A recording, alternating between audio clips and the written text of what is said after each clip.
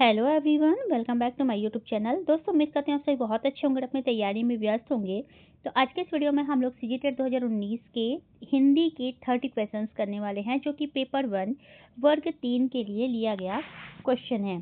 तो चलिए शुरुआत करते हैं। देखते हैं अपना पहला क्वेश्चन। पहला क्वेश्चन है, पठन सीखना एक इंटरएक्टिव प्रक्रिया है क्योंकि इसमें शामिल होते हैं। ऑप्शन ए है, केवल सामग्री के स्रोत शामिल होते हैं। बी, कई तरह के लोग व सामग्री के स्रोत शामिल होते हैं। केवल कई तरह के लोग शामिल होते हैं। और डी, इनमें से कोई नहीं।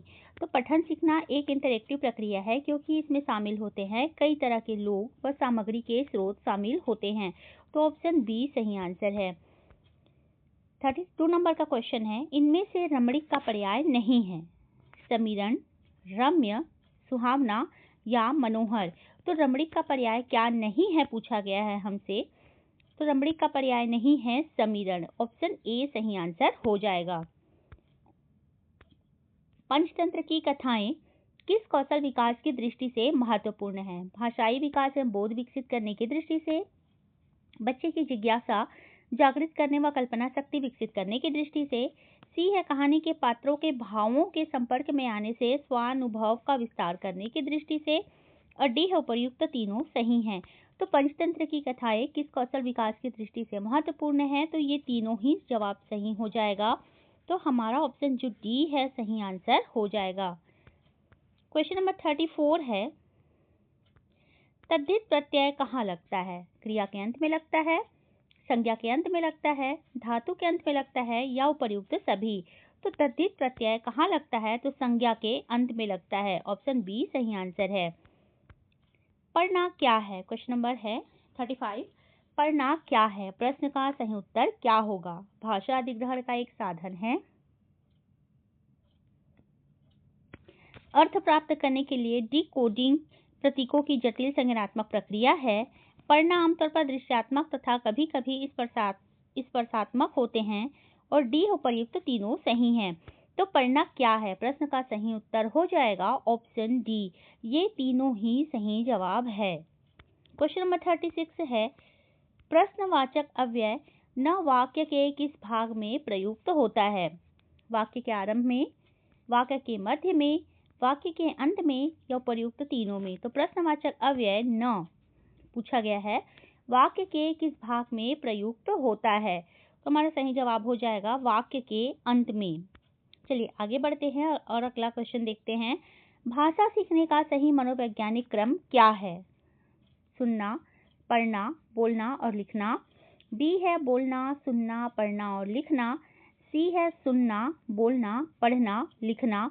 और डी है सुनना, पढ़ना, लिखना और बोलना। तो भाषा सीखने का सही मनोवैज्ञानिक क्रम क्या है, तो ऑप्शन सी सही आंसर हो जाएगा। पहले सुनना, फिर बोलना, फिर पढ़ना, फिर लिखना। तो ऑप्शन सी सही आंसर है। चलिए आगे बढ़ते हैं। क्वेश्चन नंबर 38 में आते हैं। रचना के अनुसार वाक्य के कितने भेद हैं। 3 है, 4 है, 5 है या 7 है। तो रचना के अनुसार वाक्य के कितने भेद हैं, तो सही जवाब हो जाएगा ऑप्शन ए, 3 भेद हैं। अगला क्वेश्चन देखते हैं। स्कूल जाने से पहले बच्चा क्या सीख चुके होते हैं। स्कूल जाने से पहले बच्चे क्या सीख चुके होते हैं। 39 नंबर का क्वेश्चन है, बोलना, लिखना, पढ़ना और उपर्युक्त में से तीनों। तो स्कूल जाने से पहले बच्चा जो है वह बोलना सीख चुका होता है। तो ऑप्शन ए सही आंसर हो जाएगा। चलिए आगे बढ़ते हैं। शुक्र ग्रह को भोर का तारा और सांध्य तारा भी कहा जाता है। अर्थग्रहण की दृष्टि से इन तीनों के प्रयोगों के अर्थ व भिन्न को किसी बच्चे को किस प्रकार समझाना उचित होगा। मात्र संदर्भ की दृष्टि से, बी है मात्र बोध की दृष्टि से, सी है संदर्भ एवं बोध दोनों की दृष्टि से, और डी इनमें से कोई नहीं। तो शुक्र ग्रह को भोर का तारा और सांध्य तारा भी कहा जाता है। अर्थग्रहण की दृष्टि से इन तीनों के प्रयोगों के अर्थ व भिन्न को किसी बच्चे को किस प्रकार समझाना उचित होगा। तो संदर्भ एवं बोध की दोनों की दृष्टि से, संदर्भ एवं बोध दोनों की दृष्टि से समझाना उचित होगा। 41 नंबर का क्वेश्चन है, पतंग शब्द का अनेकार्थक है। चिट्ठी, सूर्य, चमक या चेष्टा।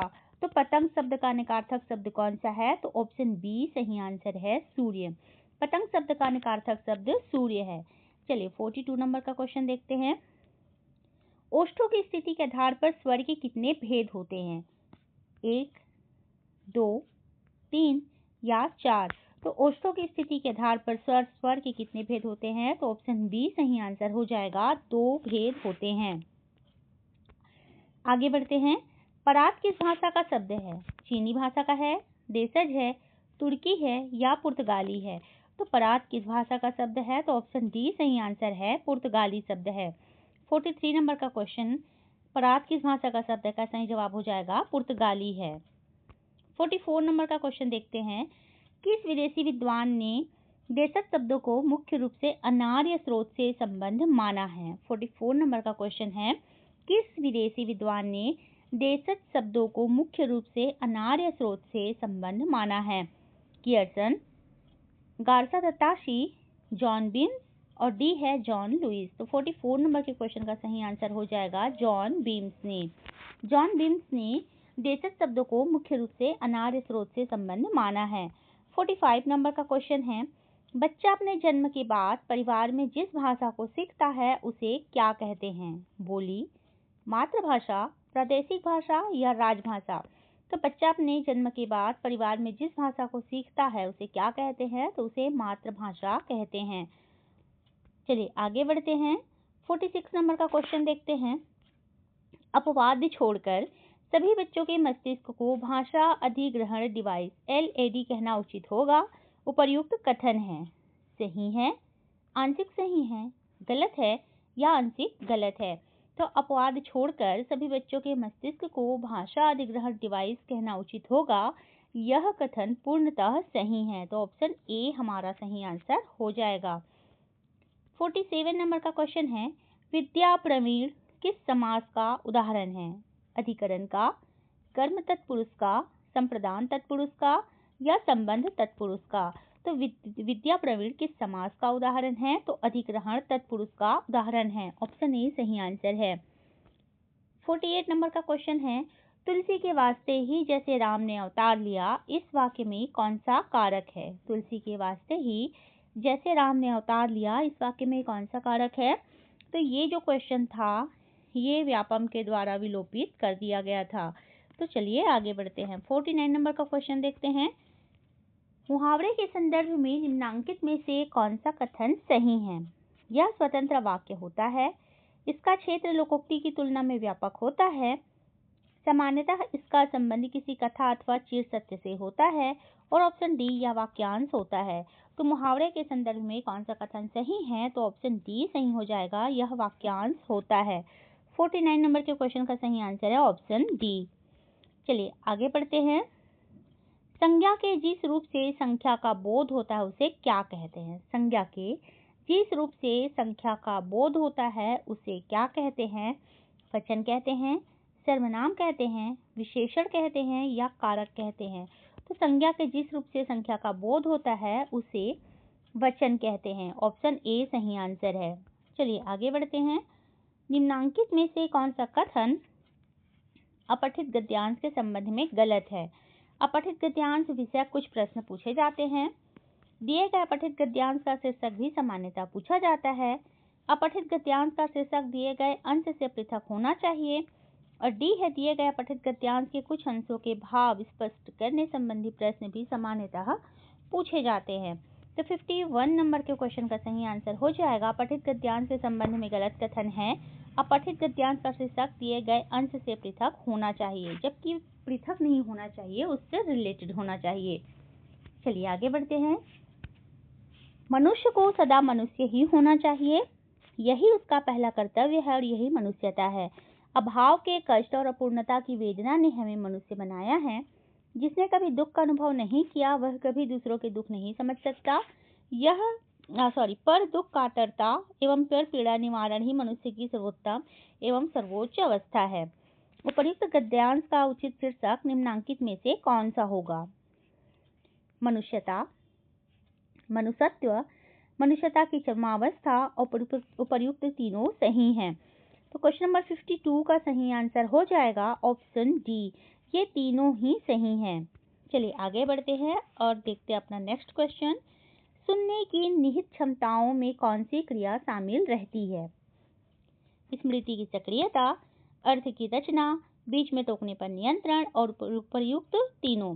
तो सुनने की निहित क्षमताओं में कौन सी क्रिया शामिल रहती है? तो 53 नंबर के क्वेश्चन का सही आंसर हो जाएगा उपर्युक्त तीनों। स्मृति की सक्रियता, अर्थ की रचना और बीच में टोकने पर नियंत्रण ये सुनने की निहित क्षमताओं की क्रिया में शामिल रहती है। उल्लंघन का संधि विच्छेद क्या है? ए है उत्धन लंघन, ऊधन लंघन, उतधन लंघन और उत्धन लंघन।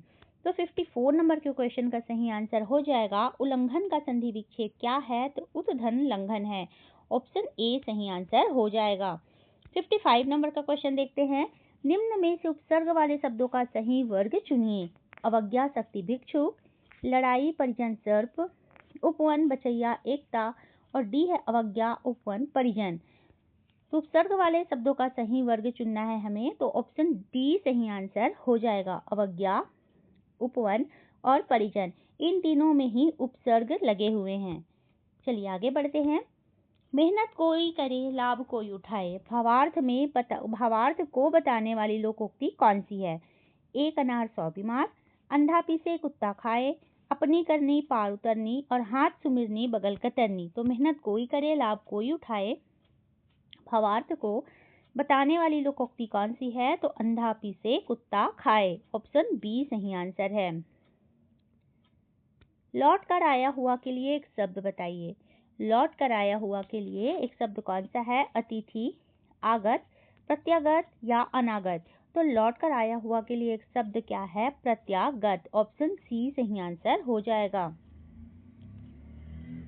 संपूर्ण प्रजा पर अब शांतिपूर्वक एक दूसरे से व्यवहार करती है और जाति द्वेष क्रमशः घटता जाता है। यह वाक्य निम्नांकित में किस प्रकार का है? साधारण वाक्य है, मिश्र वाक्य है, संयुक्त वाक्य है या इनमें से कोई नहीं। तो 58 नंबर के क्वेश्चन का सही आंसर हो जाएगा संयुक्त वाक्य है। ऑप्शन सी सही आंसर है। 59 नंबर का क्वेश्चन देखते हैं। संज्ञा या विशेषण से बनने वाली क्रिया को कहते हैं। संज्ञा या विशेषण से बनने वाली क्रिया को क्या कहते हैं? प्रेरणार्थक क्रिया कहते हैं, सकर्मक क्रिया कहते हैं, नाम धातु या उपर्युक्त में से कोई नहीं। तो संज्ञा या विशेषण से बनने वाली क्रिया को कहा जाता है नाम धातु। ऑप्शन सी सही आंसर हो जाएगा। इस वीडियो का लास्ट क्वेश्चन है। निम्नलिखित वाक्यों में भाववाचक संज्ञा है। पश्चिम बंगाल एक सुंदर राज्य है, छोटा नागपुर में लोहे की भंडार है, कमरे में 4 खिड़कियां हैं और भवन की सजावट अच्छी है। तो हमसे भाववाचक संज्ञा पूछा गया है, तो ऑप्शन डी सही आंसर हो जाएगा। भवन की सजावट अच्छी है। तो दोस्तों आज के इस वीडियो में हमने सीजीटेट 2019 के पेपर 1 के हिंदी सब्जेक्ट का 30 क्वेश्चन कंप्लीट किया है। मिलते हैं नए वीडियो में नए टॉपिक के साथ। तब तक के लिए धन्यवाद।